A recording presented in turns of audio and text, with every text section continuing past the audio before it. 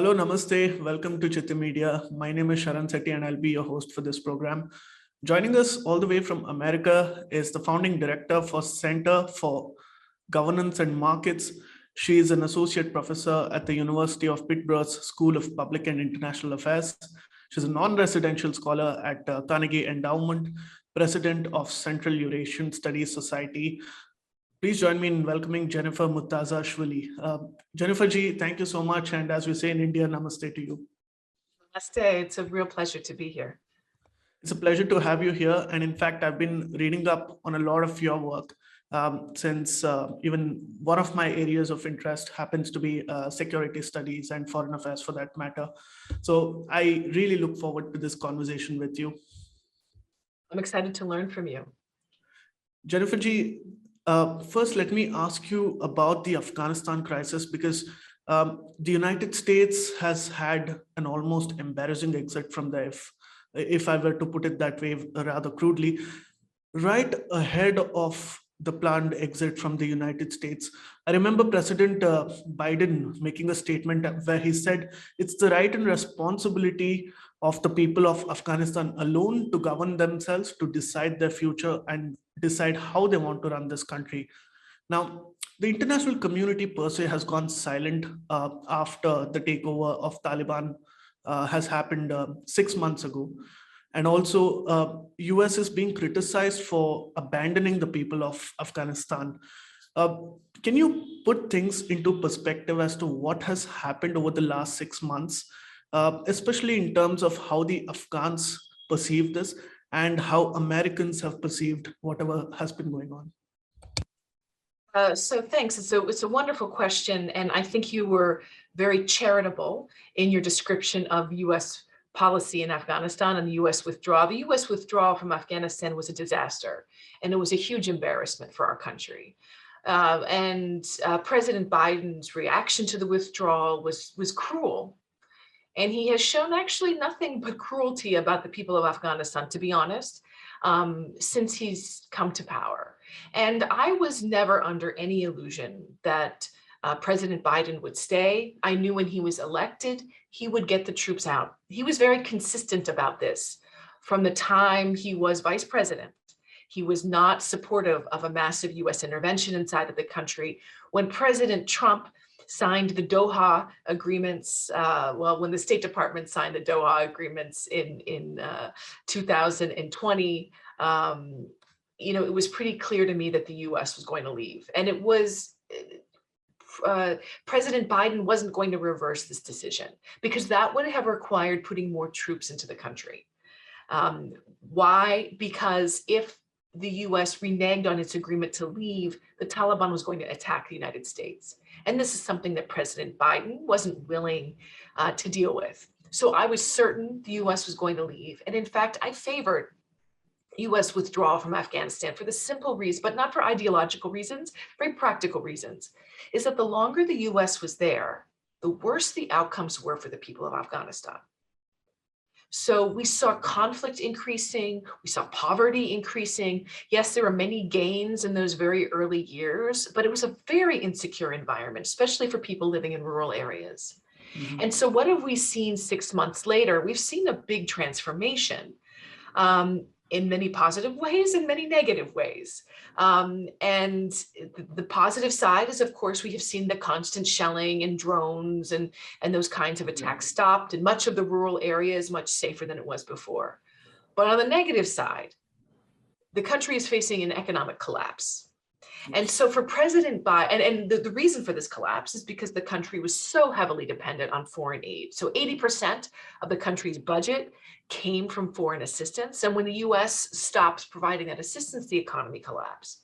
So when President Biden says, yes, it's up to the people of Afghanistan to decide their own fate, the people of Afghanistan were left with a mess that was in part created by the United States. Mm-hmm. And so for the United States not to have, any sense of responsibility for this, I think is asking a bit much for the people of the country. Right. If I were to arrive at the point that perhaps there was a bell curve, perhaps there was a saturation point with Afghanistan that was reached, and that became one of the reasons why the United States was in a desperate move to pull out of Afghanistan, would that be a fair assessment? Because right now, China is the main competitor and a strategic competitor for the United States. So clearly, the United States wanted to shift the focus to the Indo-Pacific. But again, with the Ukraine conflict now taking place, do you think United States strategic focus has somehow diverted, and what reasons do you attribute to this? Well, it's really hard to understand what U.S. strategy is towards this region, frankly. And Afghanistan was one area where I thought the United States, Russia, and China actually had very strong mutual interests, and India and Pakistan. So there were actually a lot of positive sum opportunities in Afghanistan. Everybody wanted stability. Everybody wanted terrorist groups to disappear, well, except for maybe Pakistan, who has used them strategically, and we understand that. But China, quite certainly, the United States, Russia have been very, very united in this, in their concern for the growth of terrorist organizations. And so I thought, so I don't see, China's involvement inside of Afghanistan, or the US decision really is sort of zero-sum terms in terms of China, but obviously the United States felt like the war had gone on for a long time. It was no longer in US strategic interests, and there were bigger interests to be had by looking at Asia. And so all of these governments, Obama, Trump, everybody's talked about a pivot towards Asia. That's never happened as much as the US would like it to do. I think this tells us something about the impossibility of grand strategy, because world events keep taking us by surprise. And looking at what's happening in Ukraine right now, I think the last thing the Biden administration thought we'd be discussing is NATO or Ukraine or Russia. In terms of how the last 6 months went for Afghanistan, one of the main concerns for the international community is the severe abuse of human rights, especially when it comes to human rights of women and children there. So has it become worse? How is it? Especially because if we recall correctly, right before the Taliban took over, they made a promise that we are Taliban 2.0 and that we are no longer the same Taliban that you witnessed in the 1990s. We are going to change. We are going to respect women's rights. So, I think my answer to this question is it's still too early to tell what the Taliban are doing. The Taliban right now are trying to consolidate their power as a ruling government. And so they're trying to figure out how to govern. And I think they understood lessons from the past. So I'm not ready to call them Taliban 2.0, but we can talk about what changed from the last time. Recall, 20 years ago, they didn't allow television. They didn't allow women to leave their houses without mahram, without a male accompaniment. They didn't allow girls to go to school. They banned music. Men had to grow beards and so forth. So we haven't seen them do this. And I think they understand that society has changed, and in order for them to rule more effectively, especially to reduce the role of violence. So if they want to impose those rules, they're going to have to use coercion to do that. And I think they understand that they don't want to do that. It's too costly for them to do that. So they're going to have to moderate somewhat. So this isn't, I don't think, for ideological reasons. I think this is for very practical reasons, in order to govern, in order to retain control of urban centers, which they have always struggled with. But the question in the long run is that how will they govern once they consolidate their power?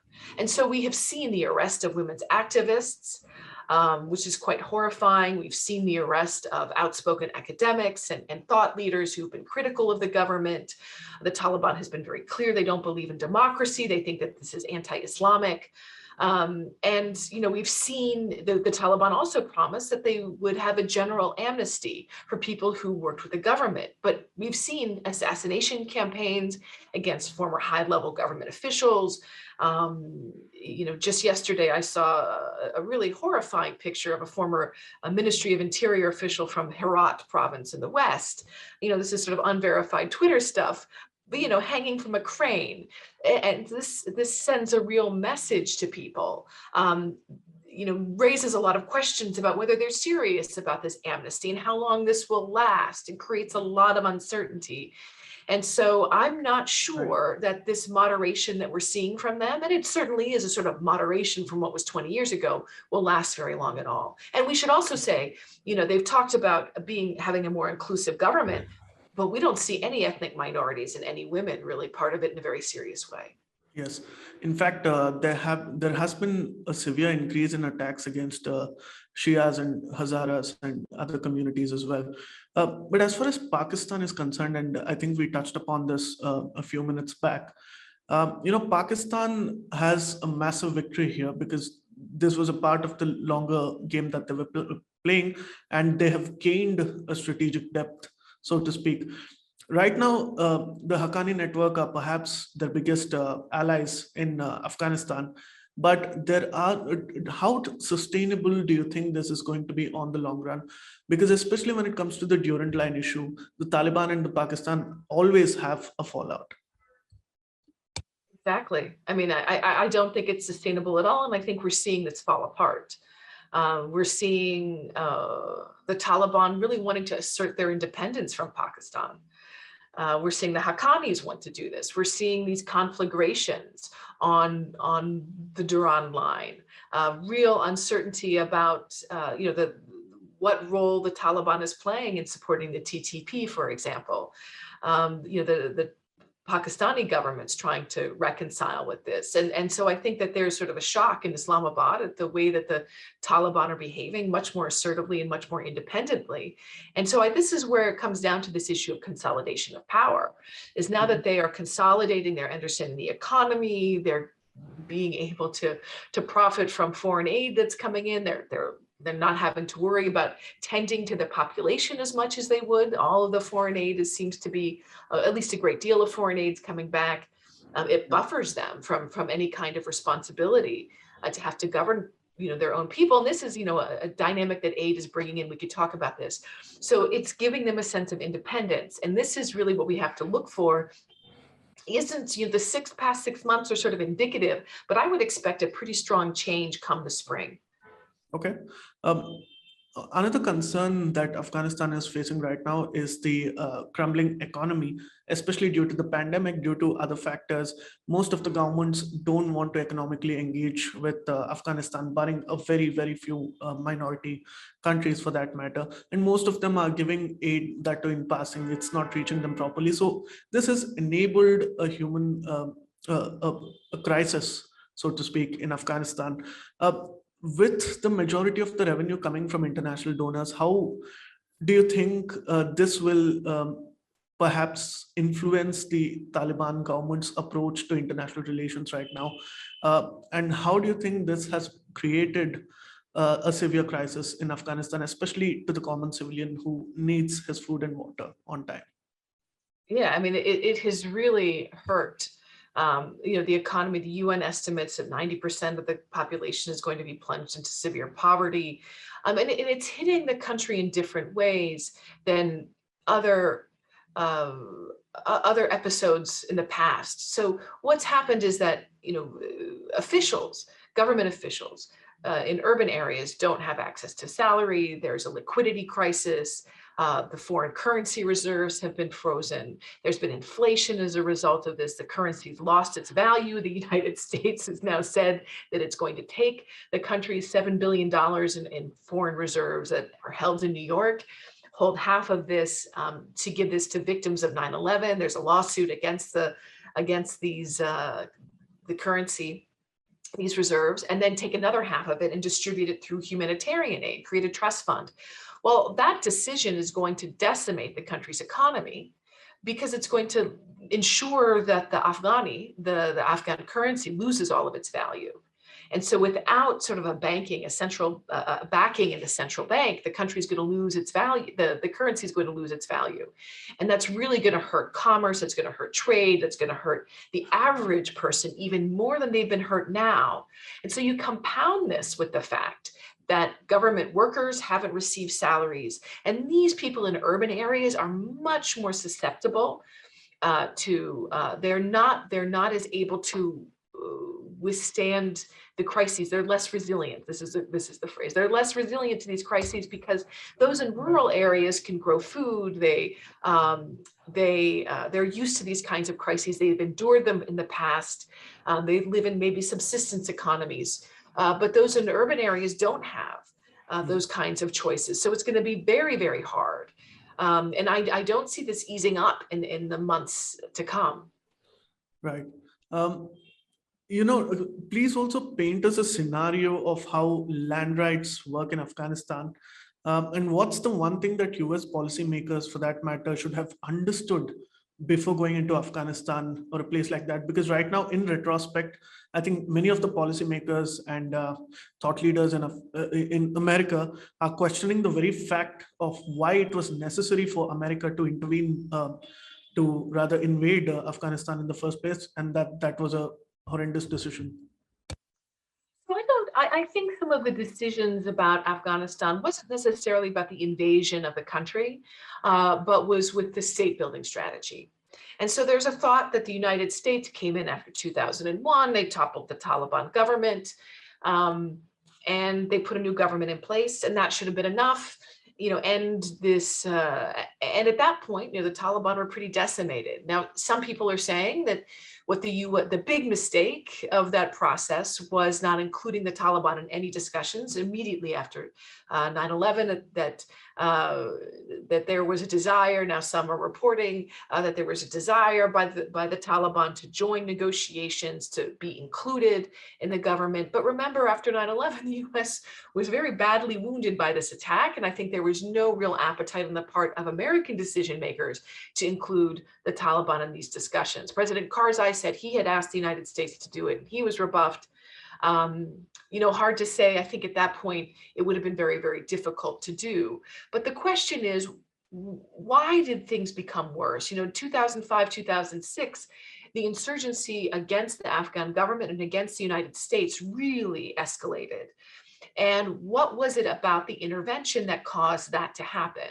What could have the United States done differently? And instead of sort of scaling back and negotiating with the Taliban at that time, the US doubled down into this counterinsurgency strategy, brought more than 100,000 troops to Afghanistan, spent billions, if not trillions of dollars on this war.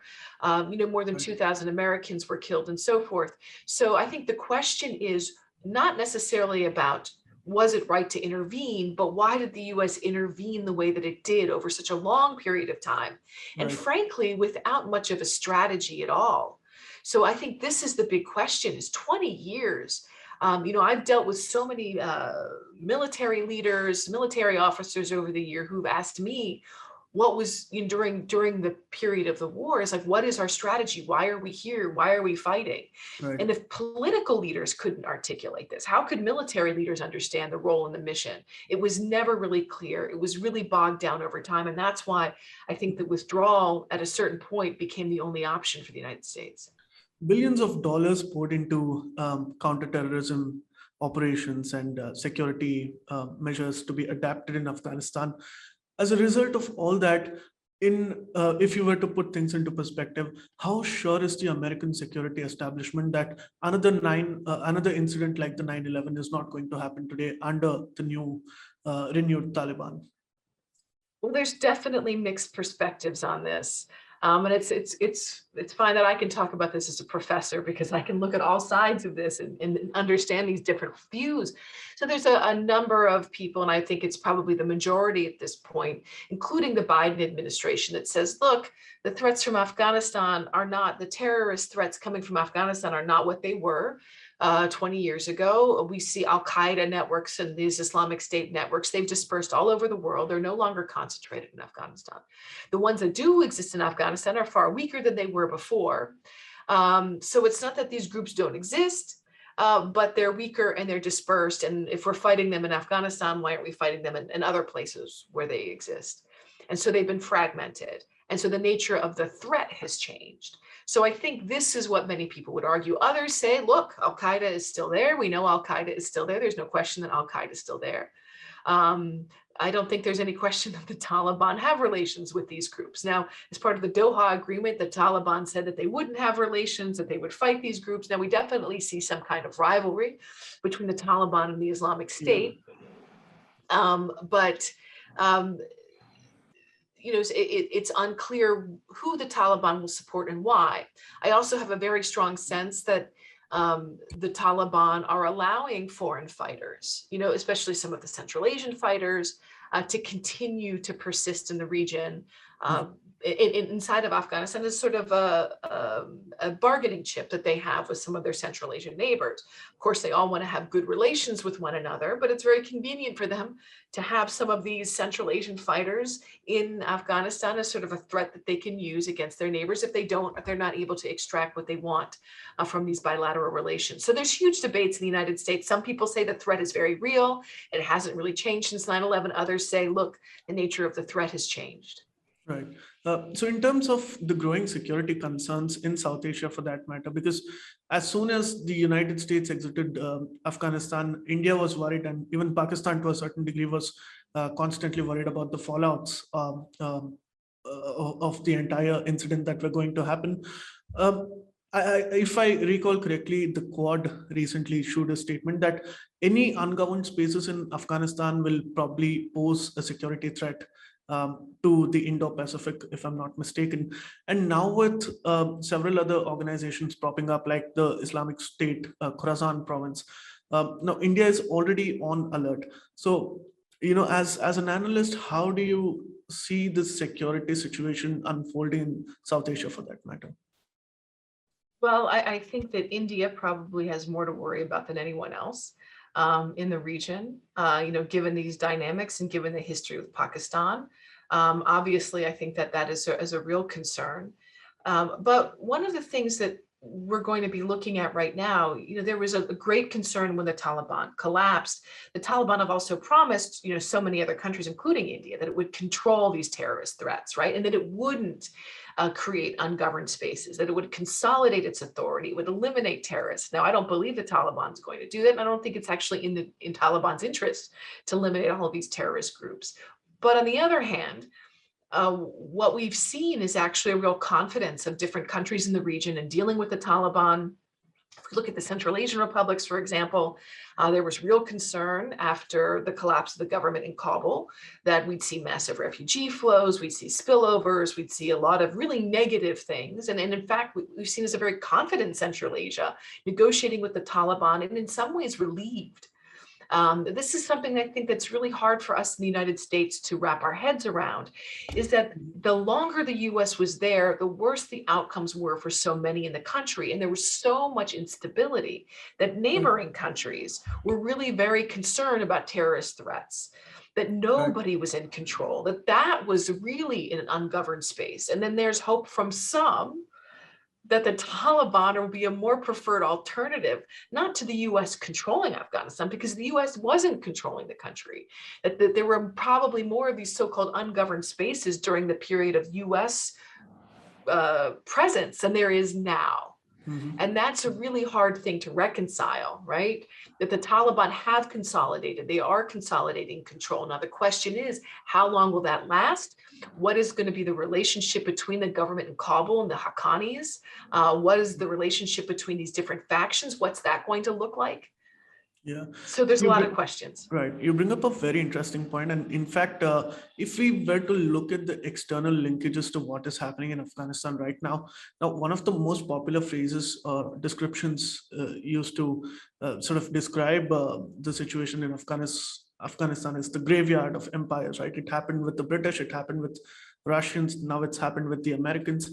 Now everybody's looking forward to what China has what China is holding in its cards. So what do you think China has planned for Afghanistan? Especially, I know that they have a lot of infrastructure projects planned, especially because of connectivity ambitions that they have towards the other parts of the world. Do you think China is fully interested, or are they treading with caution?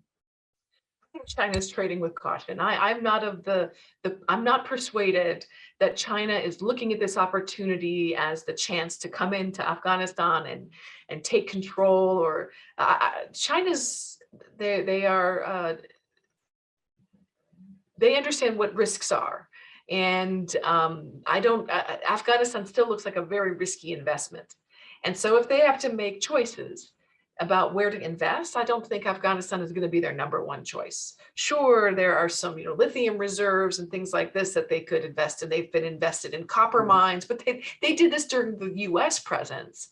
And how important is this strategically? I'm not sure. How much do they have to gain economically? I'm not convinced. So I think that China is certainly risk averse when it comes to Afghanistan. And I think, but their primary concern in Afghanistan has to do with security issues, right? They're concerned about the Uyghurs. They're concerned about Islamic separatists coming from Afghanistan, and they want good relations with the Taliban to ensure that this activity doesn't come from Afghanistan. China wants those reassurances from the Taliban, most likely in exchange, for investment in economic investments and infrastructure and so forth. But I don't think China is really looking at Afghanistan as this great opportunity. Think if they've learned the lessons of anybody of these so-called graveyards of empires, that they have to tread very carefully inside that country. Right. But it would be very interesting to wait and watch whether they would actually use those precautions and not go into Afghanistan just the way all these three empires did, but that only time can tell.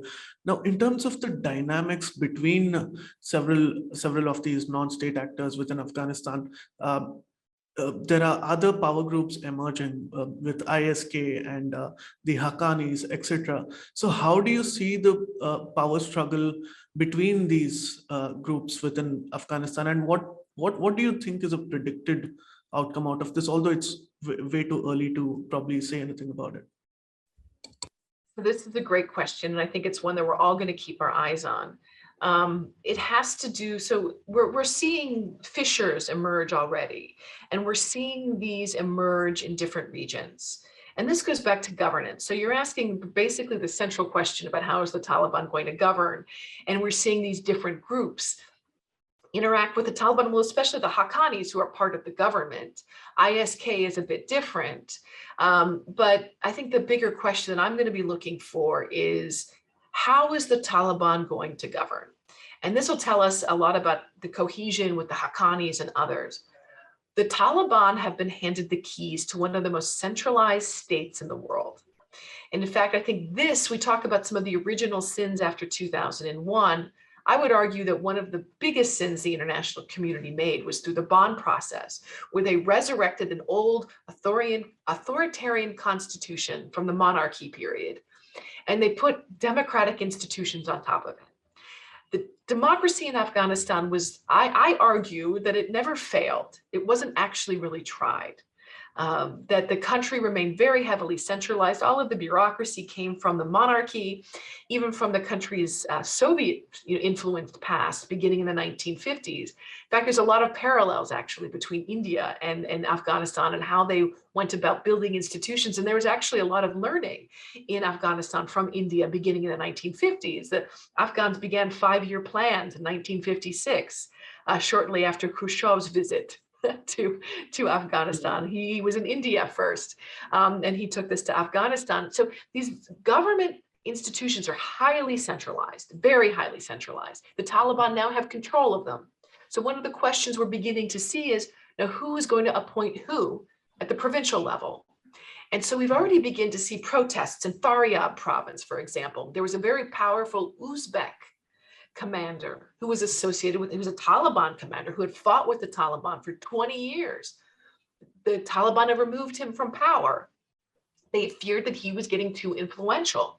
So there's a concern that the Taliban are going to make the same mistakes the previous government made, not allow local governance, not allow some breathing space, not allow some more decentralized authority to emerge, because the central government is always going to see other groups who gain control as threats to them. And that's going to be the problem. And that's why I think that this alliance right now between the different factions, the Kandahari faction, the Haqqani faction, isn't going to last for very long. Right. This is a very interesting development, and thank you so much for sharing that. But in terms of how the institutions are going to evolve within Afghanistan, do you think that the Taliban is going to retain and probably gain an advantage by centralizing institutions further and perhaps changing the nature of it? Now it was democratic, at least until the Taliban took over. But do you think you're going to see an overhaul in a way in which you'll completely have Islamic systems that are rather alien to the Western world? I think they're going to do this slowly. I think they're going to do this incrementally. And many observers have noted that they seem to have learned from the Iranian example, right? If we look at how Iran, the Islamic Republic, right there, emerged, how it changed, how it seemed much more free in the beginning and then consolidated over time. This seems to be a model that the Taliban are looking at. So I think that, but in terms of its bureaucracy, one of the actual big changes that we've seen from Taliban 1.0 to Taliban 2.0 is Taliban 1.0 was interested in a very minimal government, wasn't really interested in public goods and services, wasn't really interested in governing at all. And they had a very minimal vision for government. And actually, you asked me a question about land rights, and I wrote a book on land rights in Afghanistan. And in fact, the land decrees that the Taliban issued in the 90s were actually some of the best land rights laws that the country has ever seen. Now, I don't want to say nice things about the Taliban because I think most of the other things they've done have been pretty horrific, but that land rights law actually recognized customary deeds and customary titles, recognized the deep informality that exists inside of Afghanistan. And this was actually far better than what the post-2001 government did, which was highly centralized, didn't account for local preferences, local voices at all, Right. left those voices out. Now, the Taliban seem to have changed now. They want to be, they're happy to have this big government. They have all the ministries. They want to pay people in these ministries. They're very interested in executing, providing public goods and services. They understand how important this is. This is going to require donor assistance and aid. So I don't see them making any significant changes. They're very happy to have been handed the keys to this very centralized top-down government. My last question to you is before we wrap up. Do you think one of the reasons why the governments democratic governments rather under Hamid Karzai and Ashraf Ghani failed was because they were essentially academics or intellectuals appointed by the United States, and they were far more disconnected than the Taliban administrators today? Because this is one of the most common points that I pick up from anybody who I interact from Afghanistan or any Afghan diaspora outside of the country. There were differences between Karzai and Ghani, and I won't get into those so much, but certainly President Ghani deserves a lot of blame for this. He had these grand plans. He fancied himself sort of a Lee Kuan Yew of Afghanistan, centralizer, a technocrat who was going to come in and change everything. But the problem is he wasn't really a Democrat. He was an authoritarian leader. And he thought by appointing the best and the brightest around him, he could change things. But he had a certain vision, and that vision did not leave a lot of room for those at the local level. In fact, Karzai was much, much better at negotiating with people at the local level. The problem with Karzai is he tended to favor, his problem was really in the south of the country, where through his family, they favored certain tribes, certain groups that were affiliated with his family.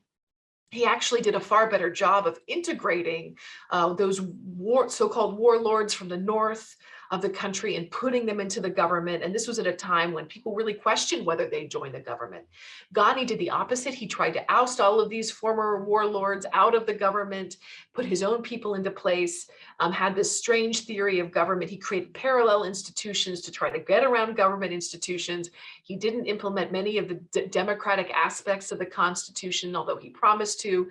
There were deals between Abdullah and Ghani that there was going to be a reform of the Constitution that would allow for more local self-governance. He ignored that, never did it. He was really power hungry, really engaged in nasty ethnopolitics, against non-Pashtun groups in the country, really towards the end of his government. And so he was an academic, certainly this was part of it, but he was really an authoritarian. And I think many people in Washington were impressed with his Ivy League degrees and the fact that he was a professor and worked for the World Bank, but he was really a disaster for the country and really was one of the main causes of the government's collapse. Right. Jennifer G, thank you so much for joining us today. It was a real pleasure talking to you. It was definitely an enlightening conversation. Pleasure. Thank you so much.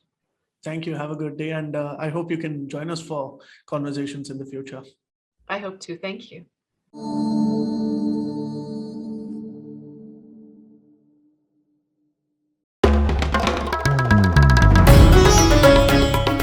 Namaste. We hope you enjoyed this Citti Media content. Please remember to subscribe to us and switch on the notifications for this channel. For our other social media links, more content, and to support our work, please visit citti.net. Dhanyavad. Namaskar.